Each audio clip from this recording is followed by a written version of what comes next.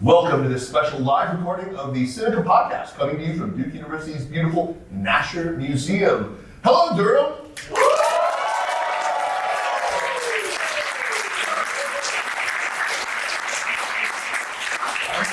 Just looking around, I see so many friends in the audience. I'm delighted. It's just been so wonderful to be part of this community, which is just one of the best places on the planet. I absolutely love it. Thank you so much to my dear friend Ralph Litzinger from Duke Anthropology for that very kind and embarrassing intro. Huge thanks also to Griffin Orlando of the Duke Middle East Study Center and to Alex Nicklin of the Asian Pacific Studies Institute, also here at Duke, who worked so hard to make this event happen and to bring in our guest today. It is such a huge treat to record a live show right here up the street from where I live, and an even bigger treat because today I am chatting with somebody who not only do I admire and respect, but who I've known since the 90s and really count as a friend, someone who also happens to be my favorite nonfiction writer, full stop. I really mean that. For the last quarter century, Pete Hessler has been writing deeply empathic articles and books on China, which, for a change, present characters who I do recognize. Like a gifted Chinese painter working in ink on silk, he can capture the inner life and essence of people with only a few deft strokes. They emerge in his spare and elegant prose with all their humanity and their dignity, or their goofiness, or their awkward shyness, or their pomposity, or their just utter ridiculousness, or their sly humor, whatever is called for. And he is a master of show, don't tell. He's able to convey all those attributes without explicitly using those modifiers or the sounds that I just used. It's just never that on the nose with him. It's a gift. You all know his bio, his years in the Peace Corps in Fuling and Chongqing, his books Rivertown, Oracle Bones, and Country Driving, his writing for the fabulous New Yorker, his time in Cairo with his wife and twin daughters during the Tahrir Square uprising, the election and downfall of Morsi, and the coming to power of Abdel Fattah el-Sisi, out of which he wrote The Unburied, which is a fantastic book. And as you probably all know, Peter went back to China to teach what was basically freshman comp at Sichuan University in Chengdu. And he wrote some of the best pieces that I read, reported from ground zero, in fact, in China, the Huanan seafood market in Wuhan during the COVID pandemic. These were the most humane and, again, empathic stories, that we will be talking about his technique and his craft. Peter Hessler, welcome to the Triangle, welcome back to Sinica. Great to have you back on what will be the first sort of posthumous show that I'm recording, so a very warm welcome for Peter Hessler.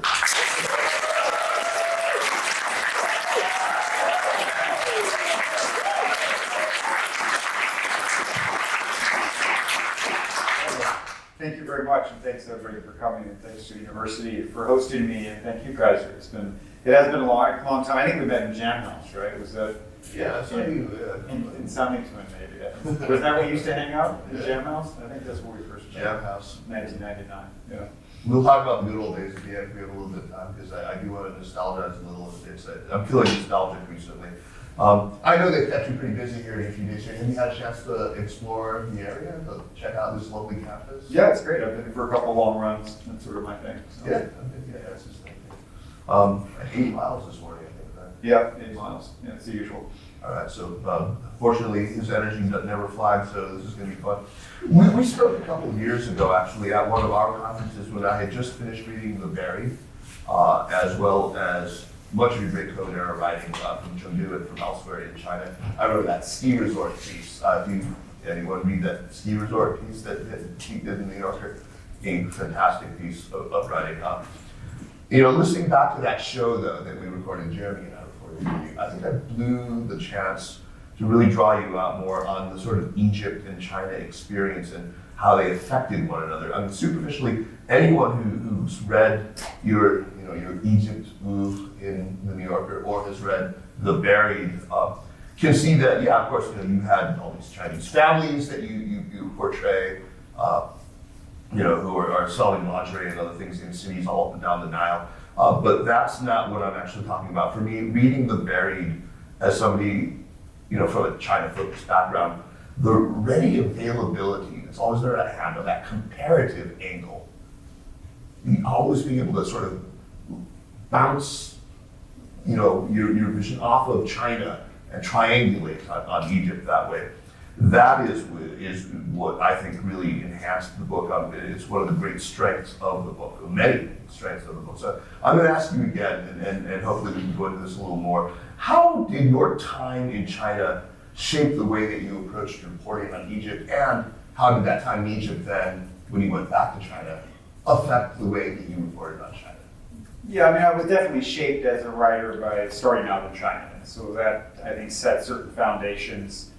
Studying Arabic was important to me because in China that made me so much more mobile and so much more independent. I also in China, I tried to write as much as I could from the provinces. Actually, at the New Yorker, I wrote very few stories from Beijing. I was almost always finding things outside, partly because I started out in the Peace Corps in the small town of Fuling, and I felt like places like that mattered. And so when I was in Egypt, I made a real effort to kind of establish myself in places other than Cairo. It's very hard in Egypt because Cairo really dominates in a way that Beijing does not, right? It's much more of a dominant capital city. And it's also hard for security reasons to be elsewhere. And the way I did it in Egypt was actually starting by doing archaeological research in small towns in the south, what they call Upper Egypt. And that was a good tactic because then the police in the areas kind of knew who I was, and then I kept coming back and doing non-archaeology reporting, So I did apply some of those things from China to Egypt. And I think it helped great. In terms of going back to China, in some sense, my patterns in Chengdu were very much established by the nature of what I was doing. I was teaching pretty much full time, actually, a pretty heavy load, and I was also revisiting Fuling and my students there. So when I showed up, I didn't really have plans to do a great deal of reporting, and then the pandemic happened. So, I wasn't making a lot of other choices. Those were sort of the things that I was following. But Egypt made me think about China in different ways. When I lived in China before, it was not the Xi Jinping era. And I returned to the Xi Jinping era, which is, sort of an open-ended era. We don't know, how long this person's going to be in power. It's different than when Jiang Zemin was there with Yunhao.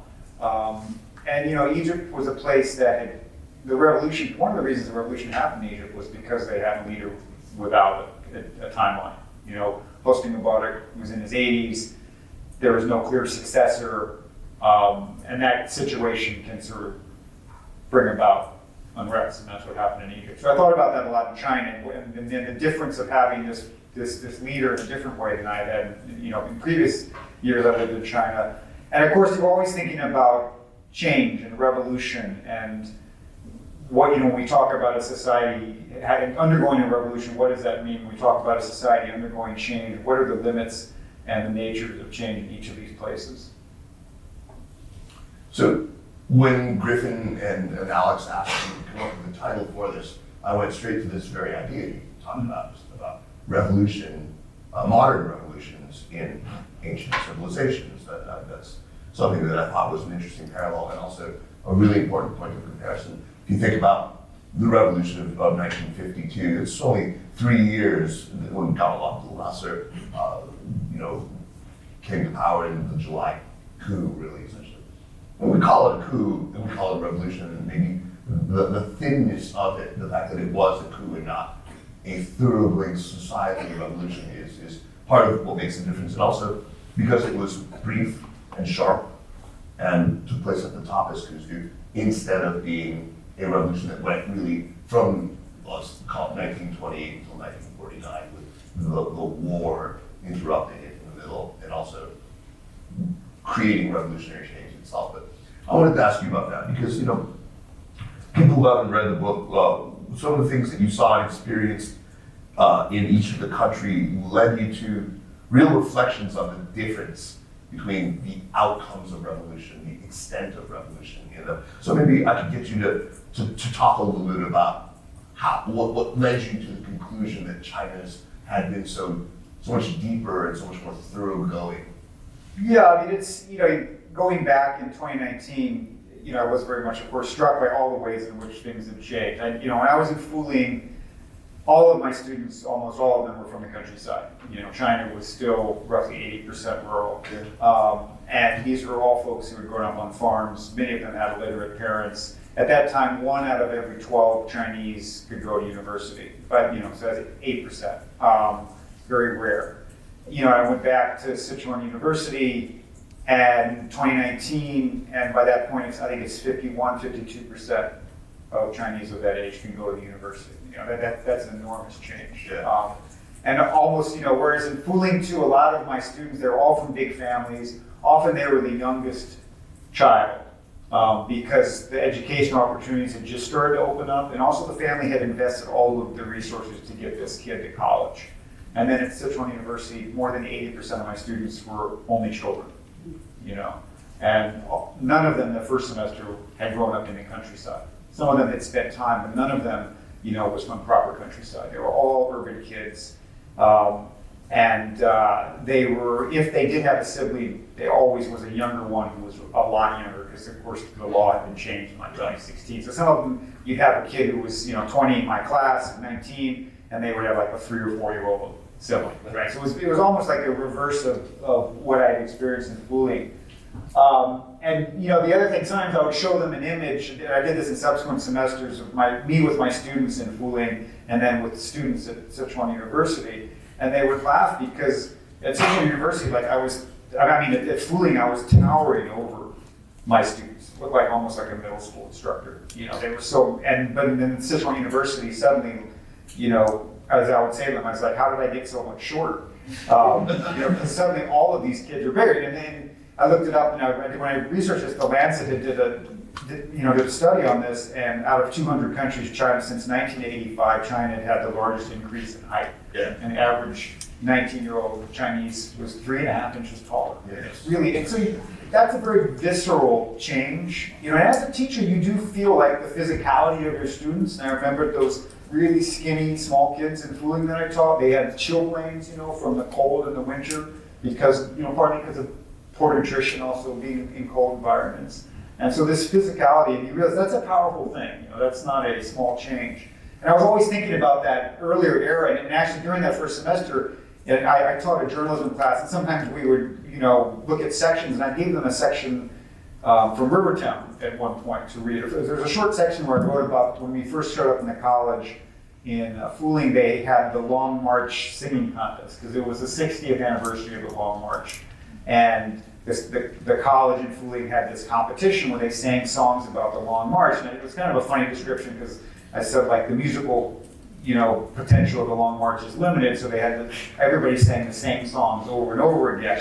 And they also had the same uniforms, and so one department would sing, and then they would go off stage and they'd give their shirts and stuff to the next department, and they'd go on and sing the same songs. And there was a somewhat comic thing, and I was curious how the Sichuan, how the Chuanda students would respond to this. And we read in class, and one of them said, "Yeah, we just did this last week." And they're like, because it was the 70th anniversary of the revolution, and so they had a singing contest. And the guy sent me the link, and it was like exactly, the images looked exactly the same as the Fuling days. And he's like, they also sang the same songs. Like, we sang the same songs. But he's like, but you were wrong, because in your book you said that it makes the judging difficult, because it's the same song over and over. But it's actually easier if they're doing the same song over and over. That's true. Because you can just compare. I was like, that actually kind of makes sense. And maybe I should go back and change that in Rivertown. But so this really made me think a lot about, in one sense, so many things had changed. But in another sense, it's the same stuff, right? It was like the same. Yeah, it was just the same images, and they had a party cadre giving, some official giving a speech, which was the same kind of rhetoric. So you're constantly aware of this when you return to a place like that. I guess I was looking for more about the political culture, though. I mean, and maybe we just, when we talked a couple of years ago, you had this fantastic anecdote about elections, about local politics, really, about it was an example that really illustrated how persistent the kind of patrimonialism, the kind of client debt, or the kind of client-patron relations were that characterized traditional societies, how still ensconced that is in the Egyptian countryside versus the city of Sancha, or the village of Sancha, where you lived. You had the place that you bought with my little sister, Mimi, some years ago. And what was happening politically there? Can you retell that? I don't feel like we dug into that enough and what it reveals about the differences in the political culture. Yeah, so that came out of partly from reporting in Egypt, because the years I was in Egypt, the political landscape changed a lot. Before I was there, it was run by the NDP, which was the National Democratic Party, that was Mubarak's organization. After the revolution, there was open political competition, and a lot of the Islamist parties, The Brotherhood. Brotherhood and the Salafis and other Islamist parties became ascendant. And then after the coup, they were gone, and then people who supported Sisi were ascendant. And I did, as part of my research in Upper Egypt, I covered elections and local politics in this one sort of village. And it was fascinating because there was one family that had been in power before, and they were always associated with the NDP, with the National Democratic Party. And then after the revolution, they very quickly adjusted and one actually became a Salafi. Like, he grew the beard and had, and was sort of acting like he was an Islamist, and he won the election. And then there was the coup, and all the Islamists were thrown in jail, so the beard comes off. And next time he's running this, and he's talking about how great Sisi is, the guy that put all the Islamists in jail. And so all throughout all of this, the same family, like, that's what mattered. It was the family. It didn't matter what was happening at the national level. They were just going to tap into whatever symbolism they needed, but the power was local, it was theirs. In contrast to what you're talking about in Beijing, where I also witnessed kind of village politics in that little village that we lived in. And one of the fascinating things about that place was that the Shuji, the party secretary, the most important official, was not from a local clan. She, had actually, first of all, she was a woman. And she had married into the local clan of the Wei family, which was the most prominent family. But she'd married a not very important member of that family, wasn't a powerful person. But she was the one put in charge. And when you met her, you understood why. Like, she was a really strong figure, very charismatic and really on top of everything, a really tough person who the party had recognized her talent and put her in charge. And so that just, you realize the power of institutions. Like, the party was what mattered. And it was not, the locals were not using the party for their purposes. The party was using the locals for their purposes, or outsiders, and putting them in positions there. And that was, you never got to that level in Egypt. The politics was always very shallow at the top and deep at the family level.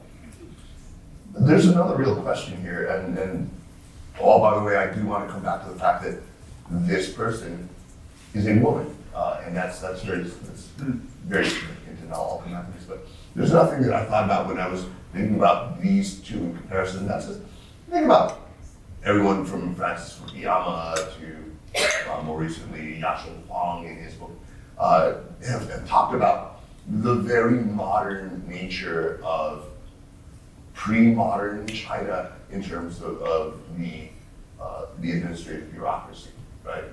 That they had a bureaucratic administrative state, really from arguably as early as the Qing Dynasty, the Han Dynasty for sure. That scaling tools, like Yasheng Huang talks about so much in his newest book, like the Kuji, the civil service examination system, ensured that was so. There were systems by which bureaucrats were not allowed to build those sort of patron-client networks in local areas because they had to be rotated through. Very modern. And that, I can't help but think, must account for some of the revolutionary work already having been done in China. What are your thoughts on that, the importance of You mean the revolutionary work having been done? Oh, before it was to say that part didn't need to be so revolutionized. I mean, you yourself, you talk about how, for example, when in your report, we talk about the neighborhood committees and how they're really kind of old wine and new bottles, right? Mm. They're a reincarnation of the Baojiao system. Yeah, it goes back to the Ming. The Ming or the Song. Yeah, Song. Yeah, no, those traditions, it makes a difference, right? Because people become used to functioning within structures, and not only used to it, but that's what they expect, right? And so it's very easy to adapt those systems to whatever you're doing in a new sense.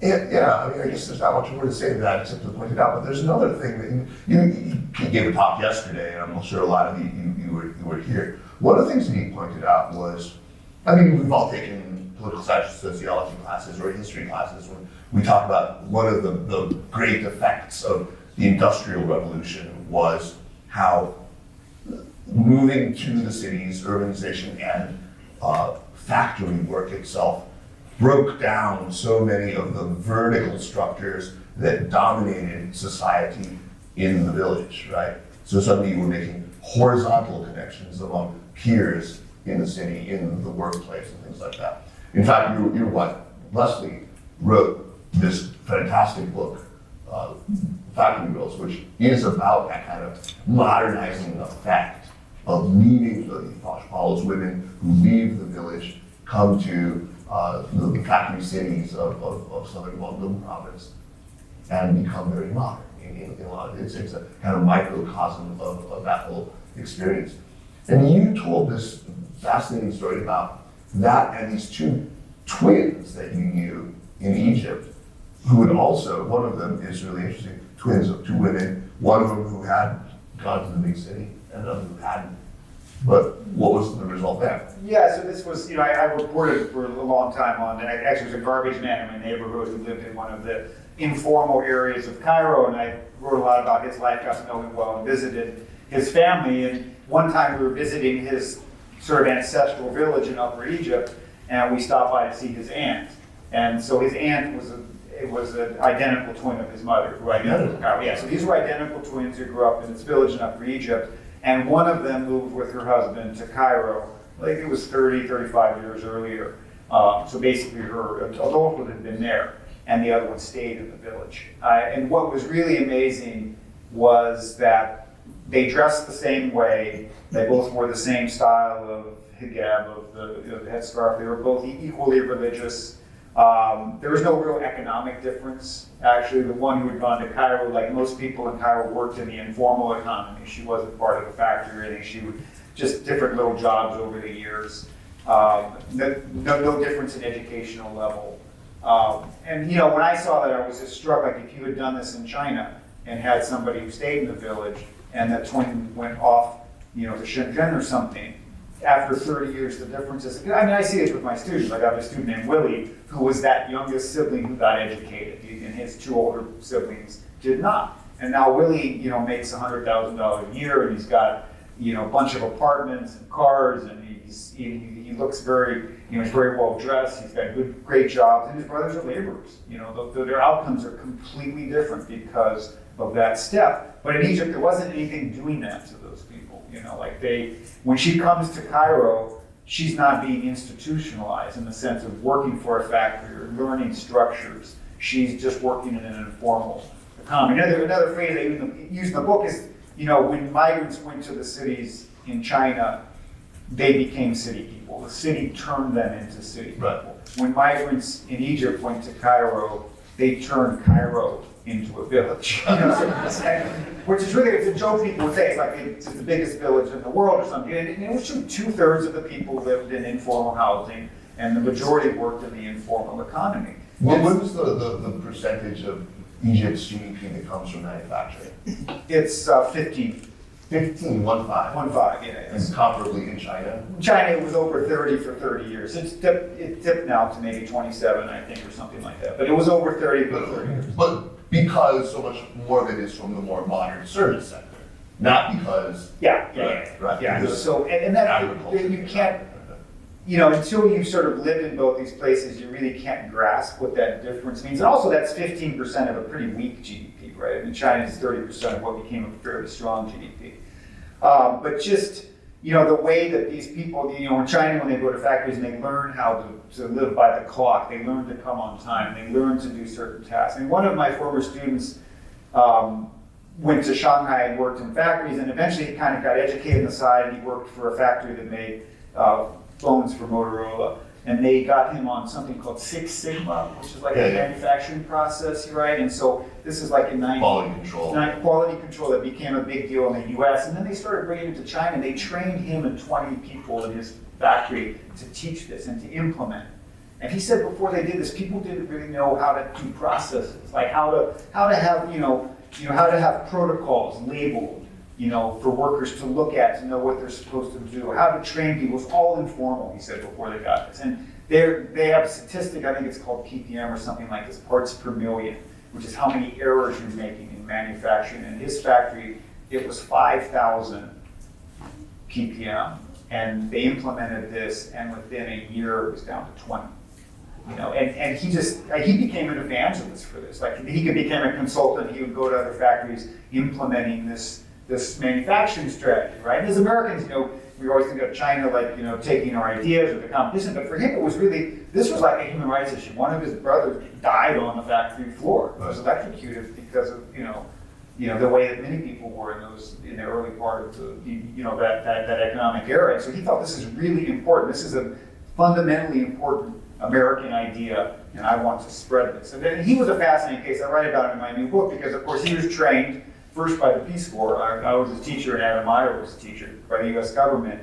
And then he was trained by Motorola, American corporations. You can kind of see these two different sides of the American experience influencing this kid who still has never been to the United States. But it became part of his life. But yeah, so this kind of, to grasp, you have to see those stories to understand what it means for people to get, to become parts of systems and institutions. But again, like, a lot of it's outside of Egypt's control. Like, look how big China is. Yeah, if the kid, he goes to Shanghai, he's not coming back to Sichuan very often. In Egypt, I think it's like 2/3 of the people live within 3 hours of Cairo.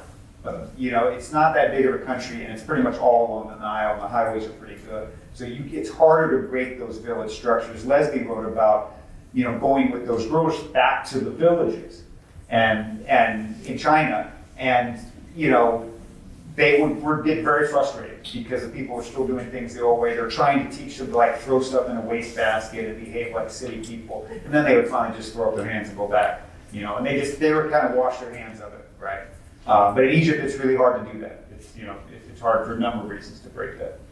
It just occurs to me that those of us who studied Chinese of a certain age invariably read this essay, a very famous essay by Hu Shi called 差不多先生. Anyone remember 差不多先生? Yeah, I see a lot of hands up.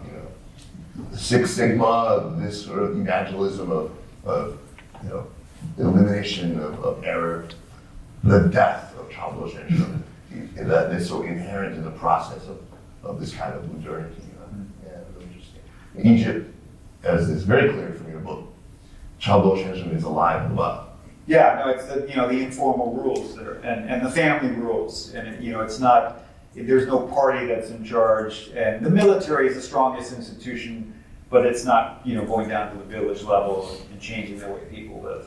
For the non-Mandarin speakers, 差不多 is the Chinese expression. It's like, good enough. So it's like Mr. Good Enough. That was, he was the bane of Hu Shi, who was, of course, one of the great leading luminaries of the Chinese Enlightenment.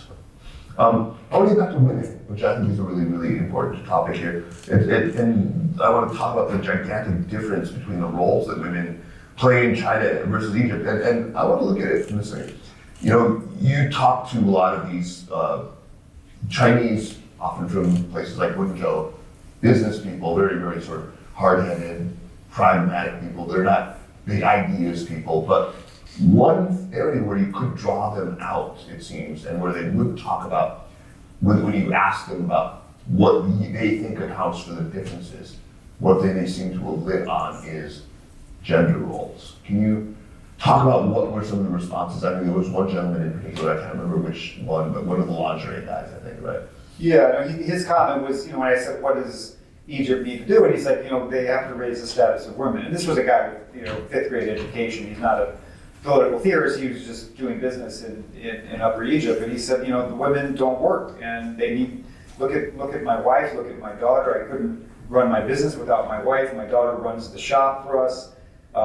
It's very important. And you would see other things. I also spent time with Chinese manufacturers in Egypt. So they were trying to set up packaging. It was very hard. It was very hard for them to hire workers because you couldn't have workers live in the dormitory the way they would in China. So you couldn't do shifts around the clock. The families wouldn't let the girls do that. But also the type, when women worked in Egypt, what they were usually doing is and Leslie's writing more about this, but the ones that I was observing were doing the same thing, which is women would work in order to save some money to buy what they call the gehez, which is like their dowry. The trousseau, right? Yeah, the trousseau, the stuff they need to get married. It's a very important part of the Egyptian tradition. And so they would work at the factory until they've done that, and then they go back and get married, basically. And one of the Chinese factory owners commented to me, he's like, because he had had factories in China before he went to Egypt. He's like, when I was in China, all those women who worked for me, they left the village because they wanted to escape. They just wanted to get out. He said they didn't have any real ideas. They just wanted out. And then they got to the factory and they started working and met other people. And then they got ideas as they worked. And they would have things that they wanted to do and they learned to do. He's like, here, they're not trying to escape. They want to go back. They want to make the money, get the gehez, and then go back and get married and return. And study after study has shown that those are the motivations. That it isn't to break free of the family. It's actually to solidify your position in the family. Because if you have a good gehez, you're more likely to get married, and your husband treats you better if you've brought all of these things to the union.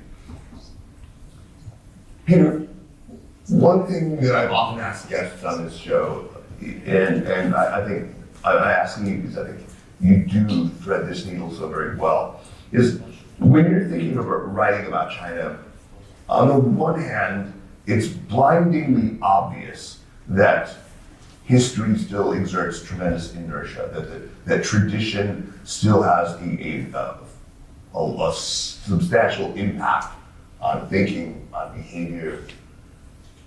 At the same time, and the other side of the coin is that it's also blindingly obvious that there has been massive change.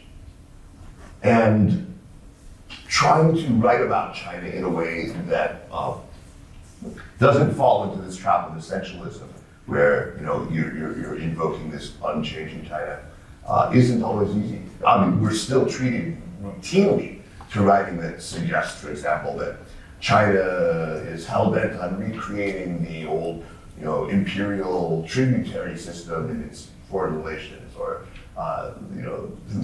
insist that we must understand the Communist Party as just another dynasty, which to me strikes it's nonsense. Or we must understand this Warring States era philosopher who lived 2,300 years ago in order to understand Xi Jinping today, which strikes me as ludicrous if you were to transpose that into the key of the West. It's like, Aristophanes is important if you want to understand Bill Clinton or something. I mean, it would be ludicrous. But so there's the sort of essentialism, but at the same time, it's foolish to ignore. How do you calibrate that? How do you get that right? I mean, I think it's different for different topics. I mean, and there are definitely things that I think don't fall into old patterns. I mean, if you look at all the students here and think about, there's a number of Chinese students from China here, and a number of people who have been studied overseas in the last 15, 20 years. Especially, I don't think there's really precedent for that. I don't think we can put that into some old model and say this means X or Y. We don't know where that goes. There's a lot of things like that in China. But it's just like those students that went to Japan.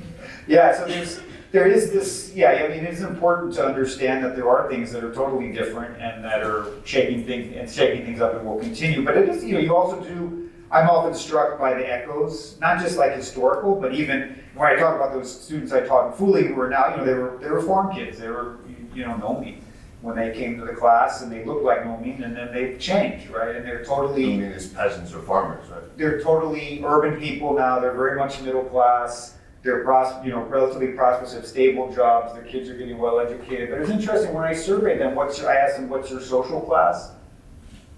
Very few of them said middle class. I have the numbers in my book. It's maybe like 20% or 15%. Almost always they would say lower class. Like that student Willie, who was making like $100,000 a year or something, he said lower class, which is definitely not true. But that echo is there. Like I think the prosperity. That's an echo of humility and modesty. Not just that. I think they still see themselves in certain ways, And I think also I felt like this with the middle class when I was there this last time. They don't feel the way middle class feels in America. They haven't been there that long, and also they don't take it for granted. I think, and so, which I think in America you often do. There's a sense of entitlement, I think, in America. It does, like the way the people in China continue to push, right? I mean, the sort of almost like this fear that your child's going to fall behind, which is so intense. I think there's an echo of that from this previous gen. I mean, I think it's probably not totally necessary, right? But there is this need to strive that I think comes from the memory of what it was like not that long ago when people weren't prosperous. I think this is, every time I ask you one of these questions, you bring it down to the level of the things you know and the individuals. That is, I think, a source of the great strength in your analysis and your writing, is that you never try to make these grand, lofty generalizations, but you rather bring it back to the particular. Yeah, I mean, I'm not a very intellectual person in a way, so it's just like, honestly, like I just observe, like I never liked theory very much. I was never somebody who was interested very much in theory. I like to observe what people do and the way they behave and interact and trying to figure out motivations and how they see their lives. Yeah, in fact, when you've talked about your approach to writing, I think you started off writing fiction. And there was something that you said once. We Peter and I were able to speak to a group of people from ACLS, from the American something of Learning Society. What American Council of Learning Societies. I'm sorry. I'm going to do that again just for the recording. Peter and I had the privilege of speaking to a really great group from the American Council of Learning Societies, who I think it was maybe 30 people watching, and 270 people since then have watched the goddamn YouTube video. It's really animated. So I'm going to repeat some of the things that we said since nobody else heard it anyway. But one of the things you talked about was in your approach to writing, you center on place and person. Yeah, I mean, it tended to be what brought me to a story as well. I was trained as a fiction writer. That was my major in college. I was in English and creative writing at Princeton, and I planned to be. I didn't do any journalism or nonfiction there until the very end when I took a class by John McPhee. But so most of the time I was taking fiction. I studied with Joyce Carol Oates and Russell Banks and some great fiction writers. Russell Banks. Yeah, so I spent all my time thinking about short stories and novels, and that's what I wanted to do. And I think in some ways that does shape my work as a journalist, in the sense that what attracts me to a story is almost always character or place. Like it's pretty much never theme or topic or issue. Certainly not issue. What's right? the danger of starting with issue or topic? Yeah, then it can be reductive, right? Then the people are just instruments to show this issue, and I like to start with the people, and then the issue comes in, right? So I talked with those lingerie dealers in Egypt, and it very quickly gets into China and Egypt, and what Chinese people view this place that they're in, and also issues of gender, like all that stuff comes in naturally. But I didn't have to start there. I can start with this individual and what brought him here and what brought her here. And what they're doing. So I think that's a fiction writer's instinct. That you didn't even seek out these lingerie merchants either. It was entirely serendipitous. You drove down to a town called Malawi, and because this museum had been blown up and looted, and you wanted to cover that, but then standing outside by this bombed car. Yeah, no, it's just a conversation with people. Hey, there's Chinese the Egyptians told me there was a Chinese guy in the market, and I went in there, and sure enough, there was this guy, and he's selling lingerie. And that's how that whole project started. But again, like not from an issue, and not even from Chinese in Egypt. It is from meeting this person, and just meeting this guy. He's like a character out of Conrad, or B.S. Naipaul, like the bend in the river, right? And I think that story begins with a reference to a bend in the river. It's kind of an allusion to Naipaul, because this, you can't be more of an outsider than a Chinese guy selling lingerie in Malawi, Egypt. I mean, he is really out there. Him and his wife are just completely out there. And that's a fascinating character, right? And so that's where I'm starting from. And that's the story that is the beginning story, and I want to create that mood and that sense.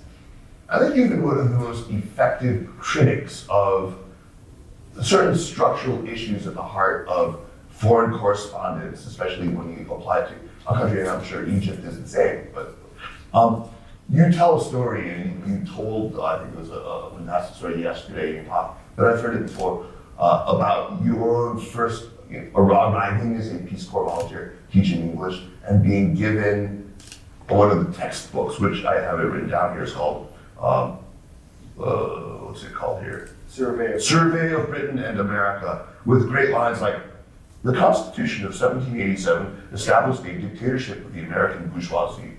And it had sort of this long litany of American social problems, and a long litany of actual crimes that had been committed on American college campuses. And talk about what happened in your mind and how that led you to the approach you have and to the critique you now have about some aspects of foreign correspondence. Yeah, I mean, these were just decontextualized stories that were taken out of American media and then put in front of young Chinese. And so they were true, but they weren't necessarily representative or proportional. And so it kind of confuses people, right? I mean, it is information, it's true information, but true information can be misleading if it's not with other contexts. And I felt that very much, and we were in a pretty remote place, and the students there didn't have a lot of other sources of information, so it was hard to talk them through some of these things. Like, yeah, this does happen in America, but it doesn't mean this is the first thing that happens or the most important thing. So that made me think once I started writing after leaving the Peace Corps that I didn't want to do that on the other side. I didn't want to take weird or unrepresented bits of China and put them in front of Americans who might not have context. It's hard, I sympathize with journalists because they have limited space and you're trying to convey this place, and also your editors get bored if it's not a flashy story. That's right. I mean, you're not going to write about the bridges that didn't collapse. Yeah, and to be frank, you don't get awards for those kind of things either, and so, it's a lot easier at the New Yorker. That was an advantage. Like, I do have these long stories, and they do have patience for sort of quirky topics that go deep, and that allows you to get the context. But it is really important to try to convey that. I think that's the hardest thing about being a foreign correspondent. And a lot of the structures of the newspapers, the structures of editorials, editorial systems work against good coverage in a lot of ways, I think. And they work for great coverage domestically. I mean, I am very, very glad of the adversarial nature of journalism in America, because it produces some really great, because it does ferret out malfeasance. Yeah, you can't solve problems in China the same way. You do, of course, want to convey the things in China that are wrong, and the things that, even if you can't solve them, it's still important to acknowledge these things and to acknowledge human rights issues. It just has to be in the right kind of proportion. Everything you just said, true for Egypt too? Yeah, I think it's the same. I mean, Egypt is not being covered in a way. It's like, I see very little about Egypt in general now. I don't really know why, but there's not much about it. I mean, there is now with Gaza, but not Egypt, most of Egypt. Obviously, and they're also not the great enemy somehow. They're not the existential. I mean, I often think, that Egypt's not an enemy, right? So imagine if you had an American senator who had been taking gold bars from China. Yeah. Right? I mean, what kind of story would that be? Right? They found out this senator had taken a bunch of gold bars and other bribes from the Chinese, but the fact that he's done it from Egypt is like hardly a story, right? I mean, it's a story, but it's not. People would be going ballistic if the Chinese were doing that, Pete, you have contrasted the sort of welcome you've gotten as an interloper covering Egypt and China. In China, you described the welcome as, very welcoming. People didn't care that you didn't have an academic background in China. You were really sort of, everyone opened up to you, everyone was really happy to give you time they did share sources with you to do everything, right? That wasn't the reception you had in Egypt. Why? Why do you think that is? And then talk about the reception you had among, what are we talking about? Egyptologists or Middle East experts or what? Yeah, I mean, I guess looking at China first, I mean, I think if I had published things about China earlier, the reception wouldn't have been as positive. Like right when I wrote Rivertown and right at that moment, like if I was writing about fooling and it appeared immediately in Chinese, I think, and actually when I wrote that book, I was very concerned that I thought locals wouldn't like it. I described poverty and remoteness of this place. I had to write that, but people in China traditionally were very sensitive about this when it came from foreigners. I'm not talking about so much the Chinese reception, which we all know, everyone knows him in China now. No, but I'm saying I think it would have been negative then. Like, for example, I have a student, Emily, who did read that book when it was in draft form very early. And she sent periodic responses while she was reading, and it was a very emotional process. Like, one day she would write, she was actually sending faxes, she was working in Shenzhen, in an office, and she would send a fax, and she's like, this is really funny, I like reading this, and then the next day she's like, I feel terrible about my hometown is so dirty and so poor. I think nobody's going to like fooling when they read this book. And so her responses were really varied, and she was a very open student, right? So I got those responses, I felt like people are probably not going to like this. If her feelings are mixed, then everybody's probably more likely to be negative. But the book didn't come out until about 10 years later, and actually about 10 years later, she reread it, and she sent a letter to me, and she said, after this time, it's all so charming. It brings back those memories. Thank you for recording this. So I think by the time stuff started to appear in China, people's lives had changed quite dramatically, and they were nostalgic about this earlier period. And reading about poverty that you've surpassed or that you've come out of is not the same as reading about poverty that you're currently suffering from, right? And so I think that response was more generous than it had been for previous generations of China writers, for example. Like Pearl Buck was attacked by Chinese intellectuals, even though I think her stuff was really knowledgeable and was really accurate, and she knew China very well. Lived most of her adult life there and spoke the language beautifully. But people didn't like it, and I think they couldn't deal with it. But by the time my stuff was appearing in Chinese, I think people were at a different stage. And Egypt was not there. I mean, the Egyptians they're not comfortable with where they are in the world, and they're not comfortable with where they are in the society. They don't like an outsider coming in and talking to them. I also did feel like people trained in Middle Eastern studies I think they're more ideological in my opinion. They were closed to outsiders, but there's more theory that's narrow, like I just think Orientalism to some degree is like such a faith and such a dogma in those fields that sometimes it can work against good thinking, and sometimes it becomes something that people fear. They don't want to get labeled a certain way. Right. There were some issues like, it amazed me when I got to Egypt and realized and started learning Arabic that the Egyptian Arabic, like if Sisi gives a speech, he speaks in Egyptian Arabic, and when it's quoted in the newspaper, it's translated into Fusha, into classical Arabic. Like Naguib Mahfouz, those books that people know, like Palace Walk, the Nobel Prize winner, his characters are speaking in ways that no Egyptian would ever speak. It's all in what classical, it's like Wenyan or Wen. Because they have not had the language revolution. Classical Chinese. You can't write. There is no orthography for spoken Egyptian. But for many years, anybody who brings this up as a potential, problem for education, a potential problem for political participation, just for basic thought, you get labeled as an Orientalist. Like Edward Said viciously attacked a woman named Layla Ahmed who suggested that this is a tradition that needs to change, like it changed with the Bayezid movement, like it changed in Greece, like it changed in Turkey, like it changed all over Europe. And that to me was an amazing issue that I had not seen people write about that, like at the language level.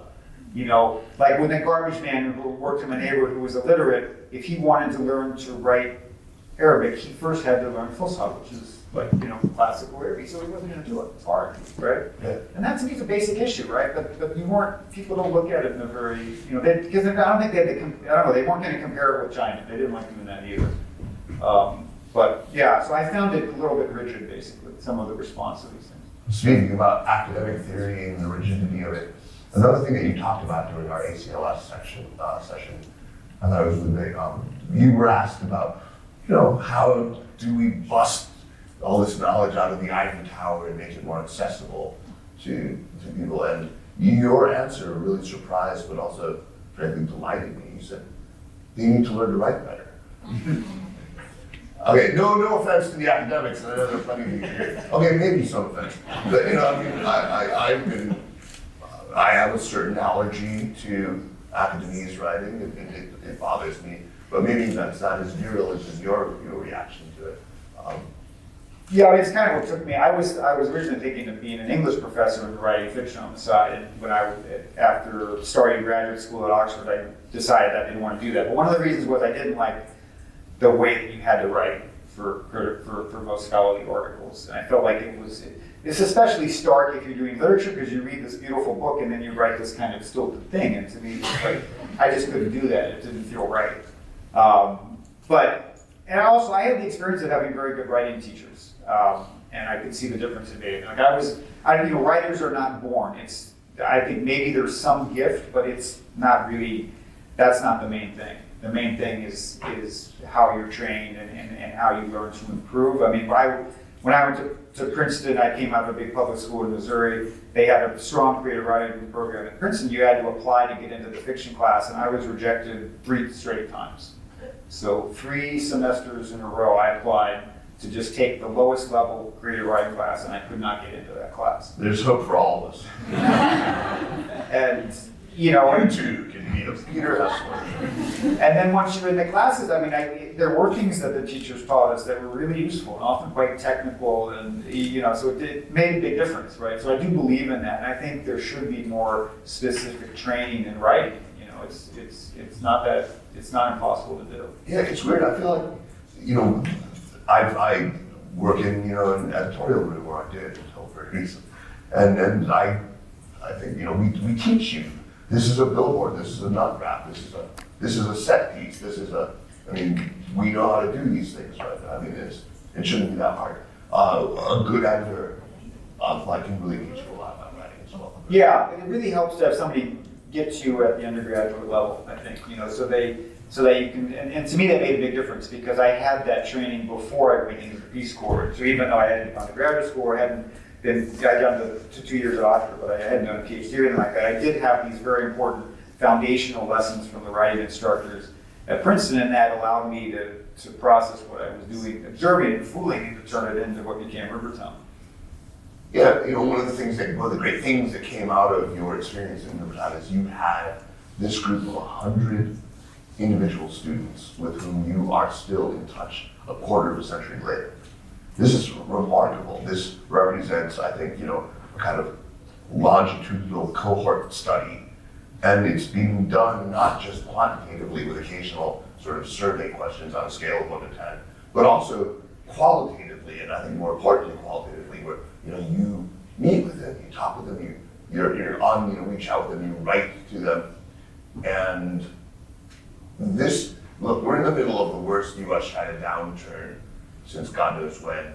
And I feel like the perspectives of ordinary Chinese people are not cutting through, they're not breaking through. And I'm really counting on you to help surface those voices and make them.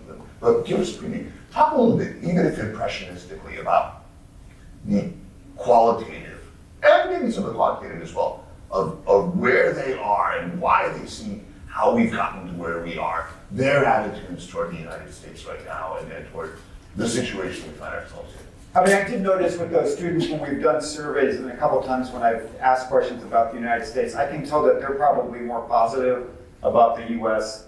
than the average person in their position would be because of contact with me and Adam. So Right. which is not insignificant. And somebody who's wondering about the value of the Peace Corps, you think about that. These are people who remember this experience that they had with these American teachers, and it meant something to them. And it did, it does affect their, I remember a series of surveys where I talked about their impressions of different countries, and their view of America, I could tell, was much better than it should be, basically, for people of their age and where they are in China. So you do notice things like that. But no, it's a great combination because, I was lucky because I went back to China in 1999.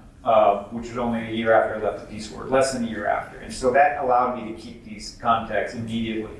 And in those days, people didn't have WeChat, they didn't have phones, they weren't on email, it was all paper letters. I still have, files full of these letters that were sent to me back when I was, in Beijing. And they wrote, they were in their early 20s and they were trying to figure out new lives, and so they wrote these really long letters about what they're thinking, what they're going through, and that sort of set also a foundation for our conversation. Now, the students I taught in Sichuan University, I just did my first survey with them, the students I taught from 2019 to 2021, and that's also been an amazing experience. I got, I think, 47 responses, and they're at that stage where they're, they've got their lives in front of them, and they're processing a lot, and they wrote these beautiful, long responses to questions I asked. But one of the big differences is I'm getting these from Berlin, from Berkeley, from all over the world. Duke. Yeah, there's one here in Duke, and so it's a different generation, but it's the same idea, I think. And yeah, when you have a conversation over that length of time, you become comfortable with each other. And while I think there is some selection bias, like these are my students, and they're gonna, that's gonna influence how they respond and who they are, you have a high level of trust, which is important too, that I feel like they're willing to answer things honestly. Yeah. And you notice, now I have these two cohorts, and you notice differences, right, when you do it. Like, when I was at Chuanda, I remember there was a class, I used to try to set up debates in the class, and one year I was thinking about debating, should gay marriage be legal in China? Which I thought, I don't know, this might be too tricky of a topic, so maybe I'll give it to them in a survey first. So I kind of asked the students, and I often do surveys in class, and I asked them that question, and it was like 80% of them said yes. Yeah. So I decided not to do the debate because it wasn't competitive. Like it just wasn't a big issue for that, for these younger people. But there's It's called Chengdu, right? And it's Chengdu, but of course the kids are from all over. It's called Gay Dude. Yeah. But these are students from all over China, not just Sichuanese. But then I asked the same question to my fooling cohort, and it was the exact opposite. It was Who do you think you're fooling? 80% against gay marriage. And comments like, that's disgusting. I would never want my child to do that. So the generational difference was really stark. And the students at Chuanda would often say, this is something I can't talk with my parents about. Like, they don't understand this. They don't understand what. So you notice these differences, and that's also something that I'm always processing and thinking about. So Pete, is there a comparable group or even a few individuals who you're in that kind of communication with from your Cairo days? It's almost been, what, 10 years now? Yeah, it's been more than 10 years since I went there. I went there in 2011. Right. It was 2011, so, and you were there for 3 years? And to answer your question, no, there's not. I actually wanted to, when I got there, I wanted to find a way to teach part-time or do something with the university, and I could make no headway. And in some ways that reflects the weakness of the educational. So like, the universities are really chaotic there. And it was very hard to get anybody interested. And so I didn't set up the same kind of thing there. It's one advantage of having taught in China. As a journalist, you're usually so separate from society, and I went back for multiple reasons as a teacher, but that was one reason. I think sometimes it's nice to be attached to an institution. It can be a hassle because, they're hard to deal with often in China, but you learn a lot that way. And it gives you a different perspective. And the remove that journalists always have, the distance can be a problem. You're not really integrated in some way into society. And I wanted to step into a different role for a bit to kind of counter that journalistic distance. Can you give us a preview of the next book? It's called Other Rivers, is that right? And it comes out when? I think it's July. Yeah. July 2024. Yeah. Fantastic, I can't wait. Galley copy, that's Yeah. But give us a preview. What do we expect? Yeah, I guess there's really 4 things that are part of it. One is what it was like to go back and teach young people today. Some of the comments I made today about teaching at Sichuan University and things I observe with young people now. And it's also about reconnecting with those fooling students and seeing describing how their lives have changed. Like the student who did the Six Sigma, he's one of the people I write about in a lot of depth. It's also about having had children in public school in Chengdu. My daughters entered the 3rd grade there, and what that was like to be a parent. So there's education runs at different levels of education are really important in this book. And then the last part of it is we were there in the pandemic, so that was the unexpected thing. We arrived there in August of 2019, and I just finished the first semester. Our daughters had just kind of gotten comfortable with school, and then the pandemic hit. So I do write about the pandemic as well. It's definitely not a pandemic book, but I couldn't write that book without describing what happened. And the pandemic told us a lot about China. It tells us a lot about structures and things. And of course, the way my students reacted to that, the way the girls' school reacted to that was interesting and helped me understand better. One thing about all your work is a river always runs through it for some reason. What is it? You and riparian themes. I took that title from Steinbeck. That was the title that he thought about for East of Eden, and he didn't use it. And I thought, Other Rivers. I thought, I kind of like that. That's a nice title, so I'll just grab it. But yeah, I don't know. I lived, not only do I live near a river, but I guess very few people have done this, but 3 times in my life I've lived next to rivers that run north. So I don't know. in the north. the Nile, the Wuzhang in Fuling that goes into the Yangtze, and then the Uncompahgre River in Colorado, which is right next to our house, basically. All right. So, I mean, the kind of contrarian riparian. Yeah, that's a terrible title. No, not yet. Yeah, that's what you have that is. Pete Hessler, contrarian riparian. I mean, I talked about that because when I was in Fuling, one of the things when I wrote River Towns, I knew that people in Fuling would also not be that thrilled about the title because nobody called Fuling Jiangcheng. Where is Jiangcheng? Does anybody know? What is Jiangcheng? Yeah, I mean, you can say it's. No, it's Wuhan. Wuhan is. Wuhan is Jiangcheng, right? Shenzhen is. Yeah, Changcheng is Chongqing. I mean, Levi like named it. Damn it, I just lost my quiz. So I knew that people in Fuling would not like, but it was like, in Fuling it was actually called Shaoshancheng. So the little mountain city, which could be a terrible title in English. But it's true. When I went to Wuhan, people were starting saying, "Did you know we're really the one that's called Changcheng?" I was really hoping to keep Egypt and China always sort of, at least, if not in frame, at least in the same scene here. We drifted a little bit downriver away from Egypt, but that's okay. But I think, the Egypt work is really important here. I think without setting out to do so, also Pete has contributed invaluably to our understanding of the fascinating and hugely consequential story of China in Africa, China in the global south. At this level of, again, individual human beings and their unique stories. What a tremendous pleasure it has been speaking with you, Pete. Let's do recommendations before we wrap up, shall we? Pete, do you have something you want to recommend for our Sinica listeners and for the Duke audience? Yeah, I guess, I'll just give a couple books that I've been reading recently. And my daughter's been reading these as well, reading Gerald Durrell. It's a writer that used to be read a lot more. That he wrote, I think it's called My Family and Other Animals, is one of the books. But he wrote a series of 3 books about living in Corfu with this kind of quirky family. They're nonfiction. And his brother was Lawrence Durrell. Yeah, I was going to say. Yeah, so it's an interesting. The Alexandria Quartet. Yeah, the Alexandria. So I would recommend all these books. The Alexandria Quartet I read when I was in Egypt, and it's beautifully written. Oh yeah, and just, not really my writing style. It's very descriptive and very lush, but it's I just love more my writing style.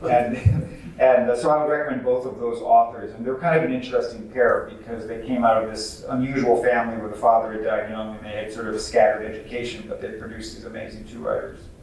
Oh, fantastic! Great recommendation.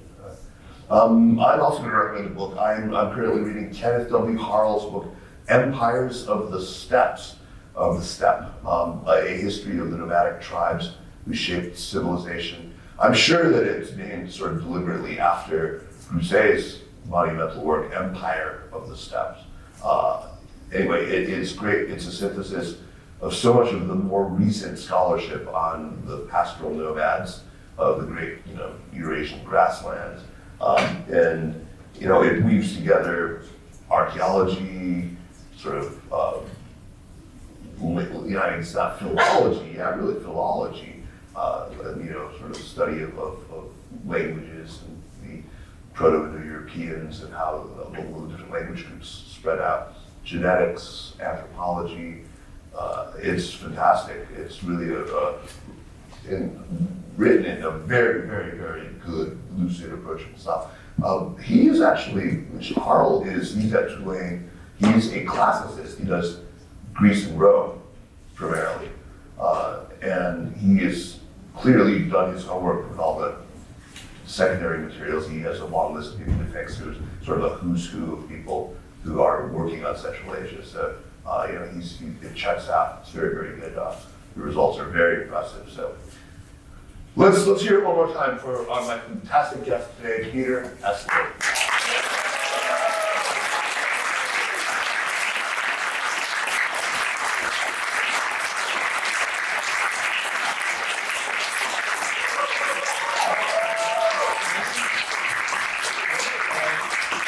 I want to thank each and every one of you for coming today. I'm going to go ahead and open up the floor for questions and answers now. We have a couple of microphones, and Alex and Griffin have them there. If you would just raise your hand, tell us quickly who you are. And by the way, a question ends with a question mark. And if you like them, if they're nice and brief, and if there's only one question mark in the question, that's even better. So just ask one question each so we get more people. And if it's a comment, I'm going to say I'll take that as a comment and move on.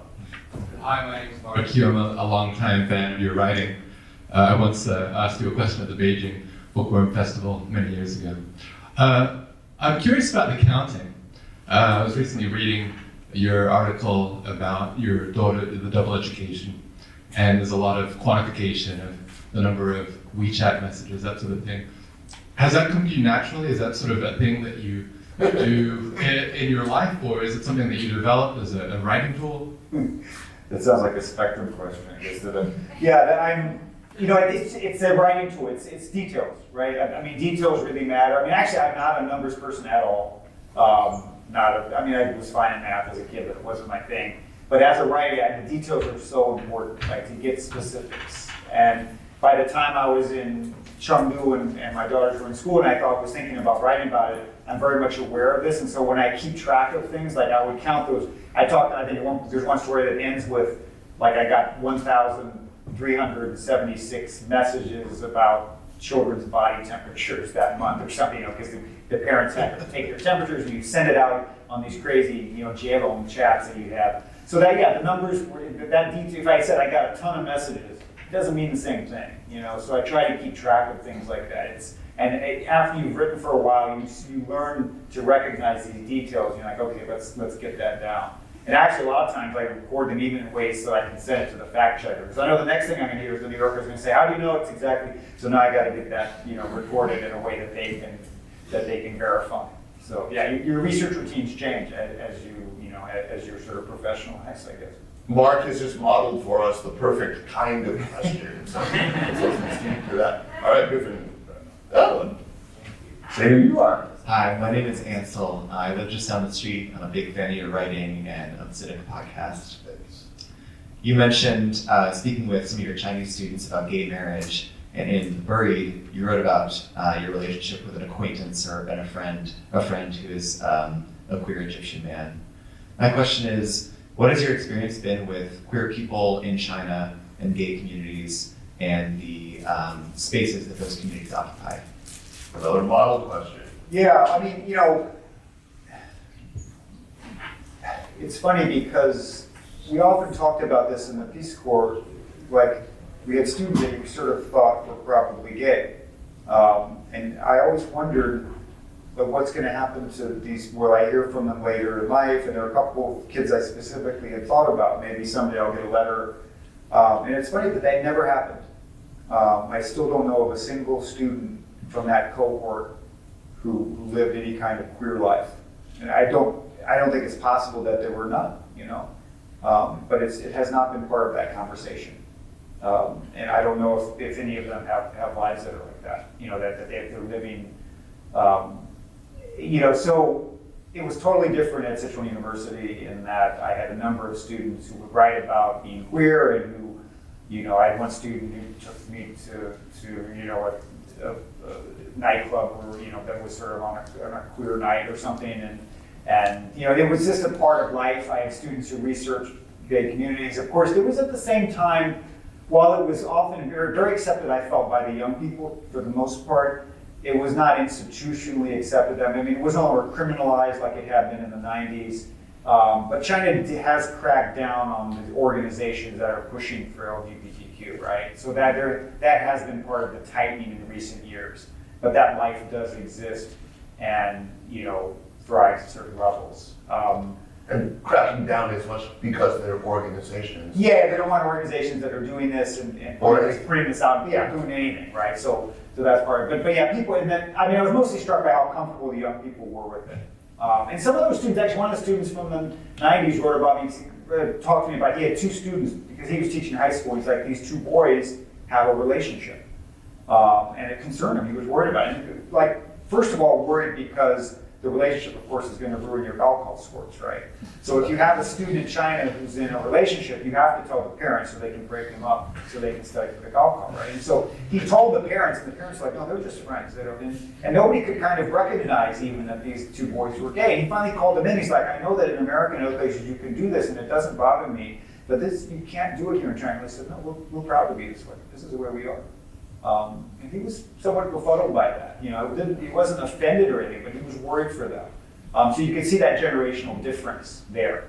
And there was a different level of comfort with young people. China, ever alcohol Uber alles. All right, next question. Yeah, Tony. Yes, thank you. My name is Tony. I came to University as an IT engineer, and I've been living here since 2001, and now I'm a parent teacher. I think your position is very much interesting me on your embedding to education system. Also, you have kids learning in China. So I wanted to understand the current recent policy on changing the after school programs. How do you see that as that? Is that a positive thing for the kids? Is that a positive thing for the education system? Just for some context, so everyone knows, a couple of years ago, China basically cracked down on all after-school tutoring programs, online, in person, and recently has even cracked down harder on these. The ostensible reason is because they think that this gives wealthier, especially urban people, an unfair leg up, an advantage. So that's a great question. Thanks, Tony. Yeah, I think it's had limited impact, basically. And I hear this because most of the people I taught in Fuling are now teachers, right? They're teachers in high schools and sometimes in middle schools. And they report to me the ways in which they're getting around this, or their schools are getting around and doing extra classes, and parents are still doing tutoring. So while there isn't, I think it's very hard to crack down on that. The pressure is so intense, right? And this is something else I really noticed, that when in Fuling, and I went back to Rivertown, I never mentioned the Gulf Hall in Rivertown. It wasn't really part. I mentioned a couple of times students talking about how they were happy when they got their college admission, but they never talked about the details of the test. They never talked about how they had studied or what they're trying. I never knew scores. But you know, when Chung knew this last time, like my daughters came back early in 4th grade and said, the teacher said if we want to go to Tsinghua, we have to get a 675 or whatever. Like they were getting numbers, and my response was like, I think that number is actually too low. Because I was hearing so much from my students, right? My freshman students, like, and just crazy stuff that they're doing. Like they came and they would write with this Hong Shui. You know what the Hong Shui font, right? Which is like developed by this school in Hebei, where they're writing these crazy like round letters, and you look at this and you're like, was this generated by some machine, or is this actually a person writing like this? Because it's this bizarrely neat handwriting. They go, oh, we had to do that for the test because they think you get better scores if you're English writing. So we're learning a fake English font just for that exam, right? It's like crazy, the competitiveness, right? So I think this is very hard for the society to break out of, you know, and I think it has a huge ramifications because, you know, the recent survey I did with my students, one of the things I asked the Toronto students is, do you intend to have children someday? The majority said no. Of the women, 75% no. That's really scary, you know. And a lot of them said, I don't want to have to raise a child in this system. And sometimes there's a political element, but it's also just like, I don't want the kid to have to learn the Hong Shui font or all this other crap. And I don't want to have to monitor, you know. So it is a big issue. And I think it is part of this echo of extreme competitiveness that probably isn't really necessary, right? You don't have to push this hard, but people don't know how to back off. And there's not really any other outlet, you know. In this book, I kind of describe competition almost as a faith in China. It's like it is like something that works. It's like a very foundational belief for Chinese people because that's what drew them out of poverty. That's what was opened up to them. You know, it wasn't democracy or it wasn't freedom of expression. It was the ability to compete and to rise. And that is so deeply entrenched in the psychology that I think it's hard to shake. 3 model workers already. Questions. Fantastic questions. Let's keep it going. What else we got? Peter, Brian. Oh, I'm back here. I'm sorry. I don't know. Muchas gracias. Thank you. My name is Miguel Rojas. I work for Latin American Studies, but I'm a big fan of Peter's work. And my question is about, you brought this image of revisiting the long march now in Chengdu vis-a-vis your previous experience there 10 years after. And we know that 10 years in China means a qualitative jump into the future that we cannot really measure here. I'm from Latin America, we know that. And my question is, I had the experience of being in China for more than a year living there, and we were like in 2018-19 precisely, we came back in August 19 when you went back. And we were completely amazed by the amount of documentaries about the Apollo mission and all space-related issues on public TV in China. And they were getting ready for the 70th anniversary, and the Long March was there all the time. But this Long March is not anymore about the unity of a nation, but like the huge expansion that is taking place, going up to the skies. And just that image that you just brought, that is tradition, that is the same songs, but that has a different kind of meaning probably. I just wanted to have, if you have any reaction about that. And second, I have a recommendation of a book also called Look Back 2021, a book written by actually a Colombian writer, Juan Gabriel Vasquez, about the story of a filmmaker that member of a family of anarchists, Spanish anarchists that end in China in the Cultural Revolution. The children grow up there, and they, 20 years living in China, went back to Latin America to start revolution. Maoist revolution. Very interesting book. Just put into this. Look back. A very interesting question about the sort of valence of the Long March and its use in things like ambitious programs like space exploration. Yeah, I mean, you still, a lot of the same references that I think people used back in the 90s when I was at Fooling are still, there is a vocabulary that has been the same, that has stayed the same, that is applied to all of these new things. And so even with the sort of generational change, you have a lot of these reminders of the foundation is still the same, certainly politically. Yeah. All right, lady here. I think we have time for one more question. I'm the last one. Okay.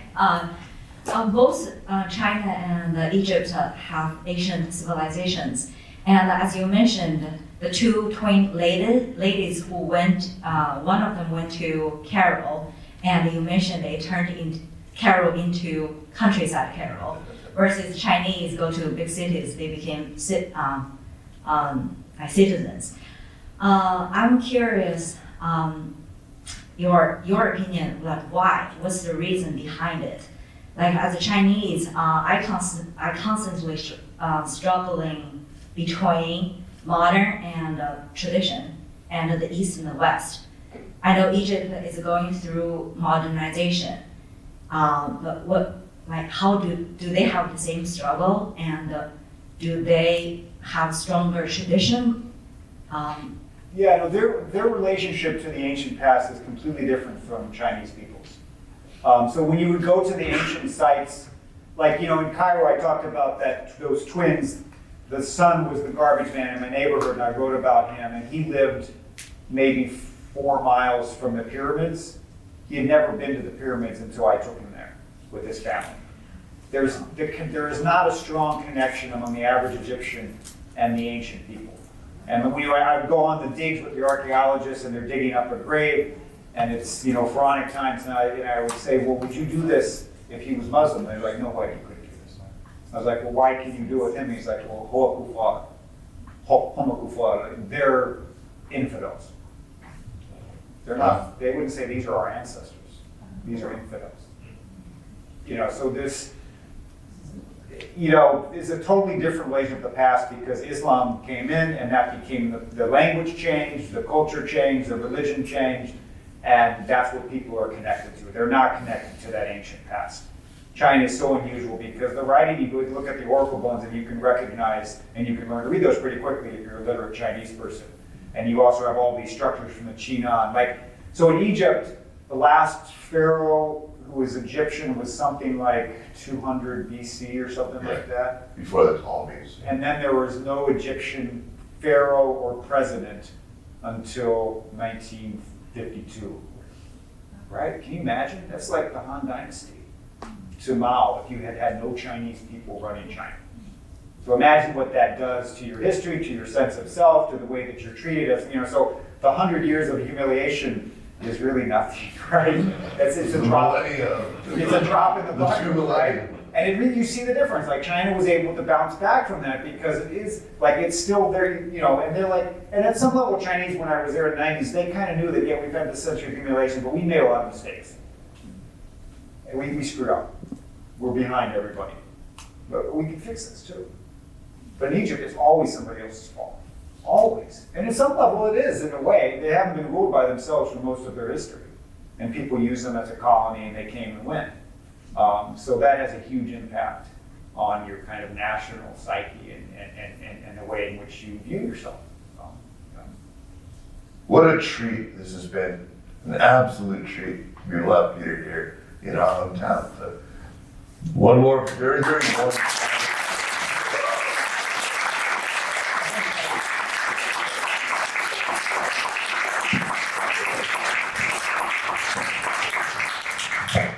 Anybody would like a book signed by Peter, we'll be out here in the lobby. There's some books in the bookstore. Please purchase one and we'll have them sign a few for you. Thank you.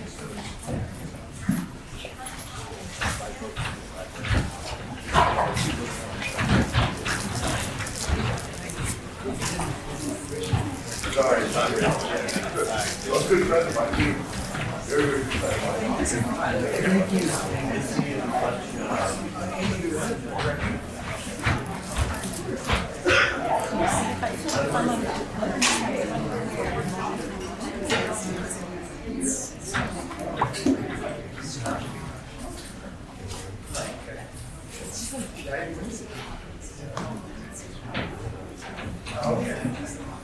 I was there for you guys.